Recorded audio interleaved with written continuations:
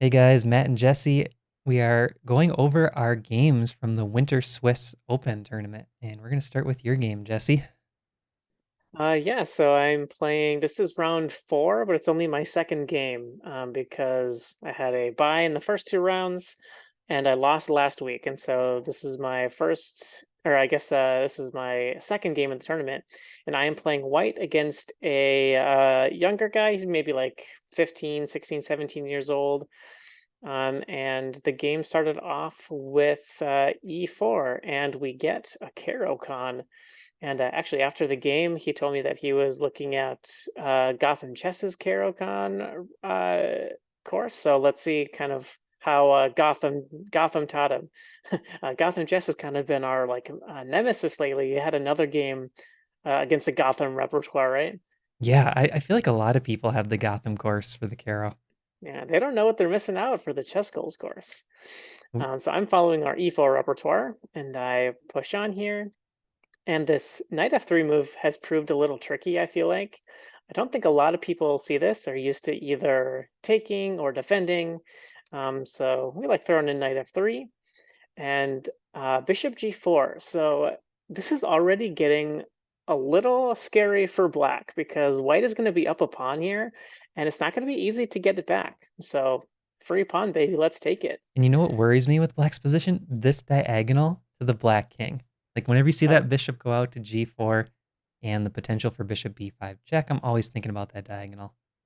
yeah, because it's not unheard of to see like this move order e6, then they take, and then, uh-oh, that's game over because we can take. And that's a check, and that's a piece, and more because we're getting this fork in. That did not happen in the game, although something else did happen in the game.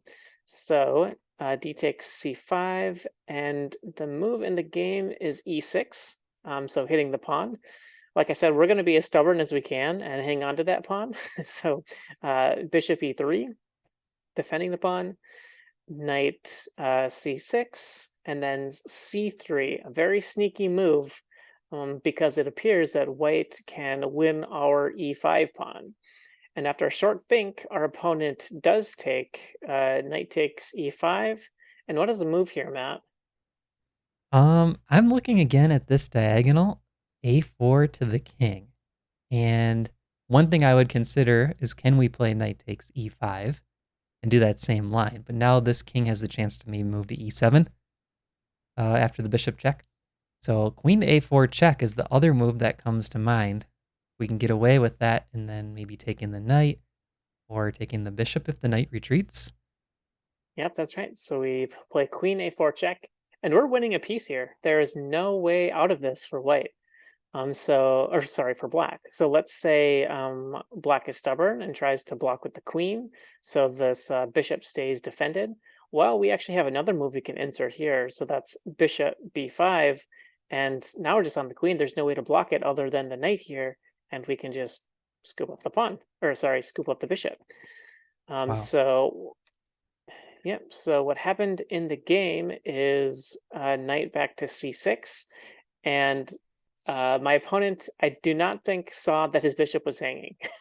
And after I took his bishop, I could tell he's a little upset and kind of mad at himself. And I think I think a lot of times when we're in the opening, people kind of get lulled into a false sense of security where they think, oh, this is all theory, this is all normal, and they don't really realize that there's a fork on the board. And I don't think my opponent thought very much before taking this pawn, but it does lose a piece right off the bat. And it's amazing that we're only 8 moves in. That's what I really like about this tactic. Like black's played natural looking moves.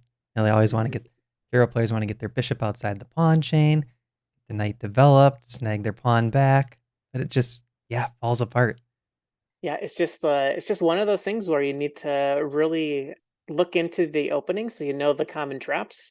Otherwise, this type of thing can happen, and it's really unfortunate when you're kind of down a piece so early in the game. But that being said, so I win the piece. But the game's not over. There's still a lot of work to do, a lot of pieces on board. So let's kind of go through the next few moves. And talk me through your thought process. So when you're sitting over the board and you win this piece on move 8, What are you thinking in terms of how you want to play the game going forward, how you wanna manage your time, stuff like that? I definitely want to not play so fast that I'm going to be blundering, but I want to at least apply pressure with the clock where I'm not going to be super low on time and like getting into a time scramble. So I'm not trying to spend more than like maybe 2 minutes per move. So this is a game 60 with a 60-second or 30-second increment. So every move you get 30 seconds. I'm trying to play my moves within like 2, 3 minutes, and my basically my game plan for the game at this point is just to trade everything and win with my extra piece. I'm not trying to do anything super fancy or have some sort of immortal game here. I'm really just looking to simplify and win as easy as possible. Makes So sense. I consider, yeah. So I considered a few moves with my queen here. It seemed a little weird to like back my queen up or put it on this diagonal where I can get X-rayed, and I don't really even want it on this side of the board. It seems a little offside, so I went right back to Queen A4, and just like applying a little bit of pressure on this knight. Yeah, I feel Um, like black still has to kinda worry about that bishop to B5 threat or knight to E5, so black's next move makes sense. He's trying to, not lose any more material. Yep, and I agree. So A6, I assume defending against this bishop move, and I went for more simplifications here. Knight D4, just trying to trade up this knight. There's really no way around it. And my opponent, what does he play here? Queen C7. So I didn't think this was actually that good of a move because the queen doesn't really want to be here. And I thought maybe what was a little better was maybe bringing the rook over and then trying to recapture this with the rook. Mhm. Rook is a little weird here, but maybe you come over here and just like capture with the pawn. Although I guess that does hang this, or yeah, that hangs this pawn. So anyway, Queen C7, and I took. And if you're playing black here, Matt, what would be your preference for taking back? B takes C6. You gotta keep the queen on, give yourself a chance to come back. Yeah. Generally, when you're down material, you want to keep as much material on board as possible. My opponent took with the queen, and this is just a no-brainer from my point of view. Let's get the queens off. And here we are in a very safe position. Development is equal. We're up a piece. Queens are off. And our pawn structure is, I'd say, slightly worse than black's or than white's. But we are up a full piece, and so we should be very happy with how this opening and very early middle game has gone. Is one of the things you're looking at here the potential for a queenside passer? I see you have 4 pawns, A through C files, and black has 2. Um, and sometimes, with the bishops, the scope going all the way, cutting all the way across the board can make those like wing pass pawns super dangerous. Yeah, so at this point of the game, I'm not necessarily thinking about like majority or anything. I'm thinking about just getting my pieces out, getting castled, and just kind of like activating. Mhm. So I maybe didn't play the sharpest move in the world here, but I played B4 just to like really lock down this pawn. So then I can maybe move my bishop around and liberate it a little bit. So I took a move to play B4. I think B4 is a great move because you have that F1 bishop just pointing at A6, and if it ever pushes to A5, you go B5. It looks really nice. Yeah. All right, so B4, and then black develops his bishop. I bring my knight out. I'm looking for a few different ways to get my knight in the game here. So I looked at knight A3 with the idea of coming to C2 and then maybe up to D5. But I thought this route was a little more flexible because I can go through B3, and now I'm looking at A5 and I'm looking at D4. So really good squares for the knight. Maybe even D6 would be a great square. So just developing knight G4. This is a move I saw coming, and part of me just like wants to develop and let him take me. Like I should be happy with trades. But that being said, this is actually a really nice bishop, and this knight is kind of on a weird looking square. Like it's not really attacking anything. Mhm. So I do decide to keep it on bishop F4. I need to be aware of E5 here, which I think is actually probably black's best move. But I also was thinking I don't really mind provoking E5 and just kind of like softening up this pawn structure a little bit. Yeah. Maybe even after e5, I could play like a counter-attacking move. I don't know, maybe that's getting a little too fancy because of this. I think there's two nice takeaways from the viewers that you just mentioned. The first one is I love how the knight that was on B1, you weren't just looking one or two moves deep. You're looking like what's the third and the fourth move for the knight because you know it's a closed position. You can do that, and that's something that Silman talks about in Reassess Your Chess, like kind of almost like a fantasy square for your knight. That's what you're doing. Get him to D4, maybe get him to A5. The other thing I really like here is you're going against sort of a general chess principle, which is always trade when you're up. That's what people are taught. But sometimes if you can create more pressure, maybe you avoid the trade, and that's what you're doing here because you have the bishop pair advantage. And I agree with you. That bishop on f4 is a nice piece. This knight on g4 looks a little bit offsides right now, not doing much. So yeah, keep those pieces on. Don't always go with kind of the general chess rule. And another thing I was thinking too is that this knight is undefended here, so I get a tempo when I develop my bishop. So that was Mhm. the kind of another thing I had in mind. Yeah, that's a good point. All right, so bishop f4, and I thought my opponent played a nice move here, bishop f6. So attacking this pawn, bad time to move a knight or something. So I just defended the pawn very simply. Castles, and here I sink my bishop into d6. So I wasn't entirely sure how I felt about this move. Obviously, this is a great square for the bishop, and it's kind of hard to dislodge from there. But I was a little worried about this maneuver here, and then maybe just like with an e5 move in there at some point. But I'm even thinking, okay, worst case scenario, knight back, knight into f5. He can just take my bishop, and I'm still up a piece. So I Yeah. was thinking like that's worst case scenario. Obviously, I wouldn't necessarily want that. But I also thought if knight came back this way, I could play knight f6 and then maybe play my bishop back and trade that way, and also kind of over defend against the e5 break. So I think just tucking my bishop on d6 and just having it be the most annoying piece was probably a good way to go. I like it, and I could even envision a potential kingside attack. Like you have enough firepower on the board. Maybe you go h3 g4 if that knight's heading back to h6. Yeah. All right, so white needs to move his rook, and it's super annoying that he can't come to the half-open b file because that's really where his rooks want to be, and he can't like get there for many reasons. Like this pawn is undefended, so I mean, what is the rook doing on c8? Like staring at his own pawn. Yeah. And here I take the developing bishop move, hitting the knight, and if he plays a move like h5. I'm very tempted just to take it and get it off the board. But this is a really good bishop too, so it's kind of what we were weighing against last time. All right. So he defend, or I guess moves the knight away, knight e5, and I play knight f3. I was really hoping that he would take this piece because if he does, this bishop is just immortal. Yes.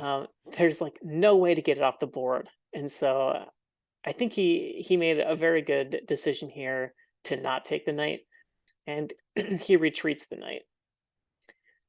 I don't One- necessarily love this square for the knight because if you kind of like do your knight like mental math, it's really hard for a knight to get to the square right in front of it. And so if he ever wants to really challenge my bishop on this square, he maybe should think about a different route. I mean, there's not really a great way to get there anyway. Yeah, that's a good point. One cool thing with this position too is you have a 3-point piece tying down a 5-point piece. And if this knight eventually heads to one of these two center squares, you'll have a 3-point piece tying down another 5-point piece, unless black wants to trade off your knight. So I think the control you have in this position is why this eval bar is showing 7.2 when the material count is +3. Like you're controlling everything. Yeah. Yeah, it's going well so far. It's going, but just wait. We'll see how the rest of the game goes. All right, so I end up castling here. I thought it was just the best way to get my rook in the game. I don't necessarily want my king on g1 for an endgame, but it does get my rook in the game as fast as possible. And black undermines with a5. I actually thought this was a pretty good idea. Um, if we give black another move, he can take here and then win my a pawn. And now all of a sudden, this like pawn majority over here isn't so great. Actually, I should move up, move back a move. And I was really considering a4 here to kind of stop this idea, and I could just push past. I think that's actually a little more accurate. Oh yeah, that kind of reminds me of the note boom variation a little bit. Push your A pawn up like that. Yeah, but I decided against it. I decided just to get my rook in the game. And I played rook c2 here to defend this a pawn. So if he takes like he does in the game, I take back, and now this pawn is defended. Really, the only thing I need to be worried about here is this bishop. It is a pretty good piece. I don't want to like mindlessly defend my a pawn or slide my rook over to a seemingly good square. Yeah, that's his best piece, I think, the bishop on f6. Yep, for sure. Although it doesn't have a whole lot of competition. That's true. All right, so black prepares to double on the A file. And I want to note too, so we're on move 23, and my opponent lost a whole piece on move 8. So he's played, what's this, like 15 moves now? Pretty solid. I haven't been able to really do anything concrete this whole time. And I feel like hanging on in really a lost position, like down a piece against someone higher rated than you, it's not easy to do. So I got to move 23. I'm like, okay, like he's given himself at least a chance to come back in this, and I was like pretty impressed by how well he was playing, despite being down a whole bishop. I agree. Yeah, I think you got to give Andy credit. He's playing a good middle game. Yeah, for sure. So after rook a7, I play rook d1. My plan here was to defend this d4 square so I could bring my knight and reduce the scope of this bishop and also counterattack this c6 square. Oh, is there even a tactic there? Like, let's say your knight goes here and takes this, and the rook takes back. Maybe bishop b5 even, or I suppose you could just push your pawn up to pawn b5. Sorry, Yeah, I got sidetracked. that's all right. And the rook does defend the knight, so maybe it's not so good. I don't That's know. true. But maybe there's a theme of that coming up. We'll have to see. So white doubles, and I go for this plan. And I actually thought I was maybe in a little bit of tactical trouble here. I was thinking if takes, so obviously my rook is hanging, so I need to take. And one thing I was considering in the game is if I take here, I forget the exact line now. Knight takes c6. And could you get away with that and push your pawn maybe? Yeah, can I get away with this? Oh, but yeah, so this hangs my bishop. And so I felt like I needed to make a move here. And I was a little worried about this because I forgot that I can move my rook back. Hmm. But I eventually did see that in my calculation before I kind of like went into all these lines. So I had to kind of like double and triple check that I'm not losing a piece or getting back rank mated or anything like that. And I think that's, credit again to Black because he's holding on so well. If you do miss one thing in your calculation, or let's say you sack a piece to get your pass pawns rolling at the wrong moment, maybe he's back in the game. Yeah, for sure. And I think this is kind of a turning point in the game because I feel like black makes a very passive move here and just defends the pawn. I don't love this move because it's just so passive. I feel like you need to bring a rook down or do something to counterattack. Right now, I just kind of like have everything I want.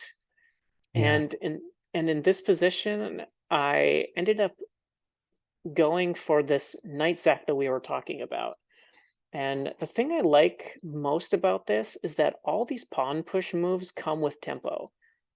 Like his rook is here and primed to be attacked like when I push the pawn. Um, I also calculated when he takes here and I push, there's no squares at all for the rook other than right back. So that kind of made this whole sequence a little more calculable.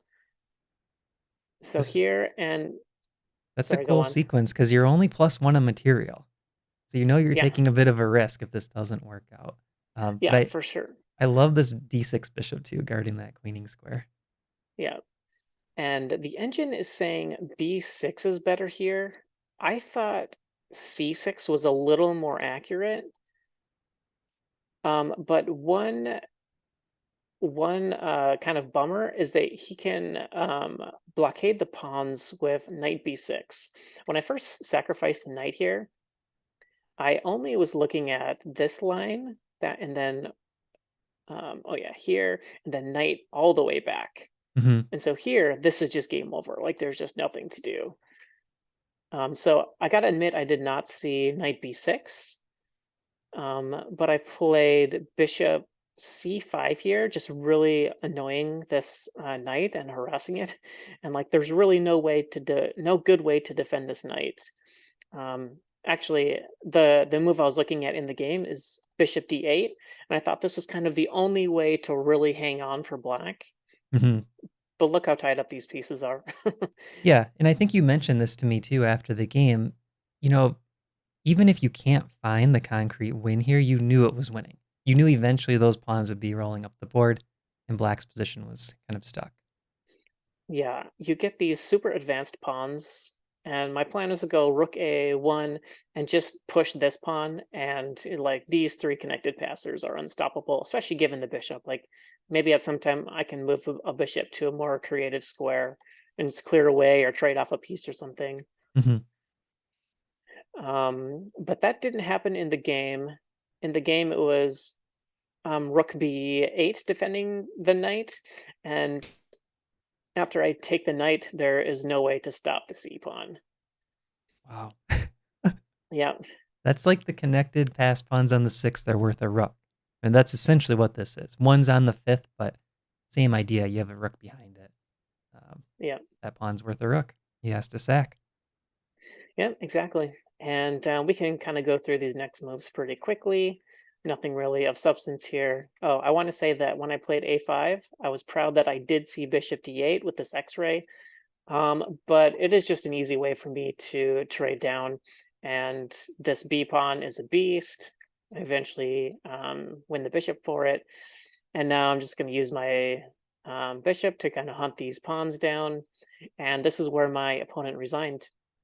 And so I was happy with this game. I felt I played pretty well. I was fortunate to win a piece out of the opening. And yeah, my opponent was a cool guy. We talked a little bit after the game about I think I mentioned this bishop d8 move that would hold on a little better, and we went over the opening. And I gave him a chess goal score. So let's see if he can improve on his I don't know, maybe some subtleties in his Caro-Kann. I won't call out if it was the Gotham chess course or not, but we've had at least one review, and I think maybe two or three, that have mentioned that they like the Chess Goals Caro-Kann course potentially better than another Caro-Kann course that's out there. And those reviews are on the website, just saying. Yeah, and we don't filter or edit any of those reviews. So whatever you see is Yeah. what people are really saying. Yep. Well, great game, Jesse. So this was round number 4, I believe, Yep. of the Winter Swiss, and we have one round to go. I don't think we'll be playing each other, but if we are, that'd be pretty cool. We don't have our pairings yet. Yeah. Yeah, for sure. Well, yeah, this was my best game of the tournament, and so it felt good to get in the win column. All right, thanks for watching, everybody, and we'll see you in the next video.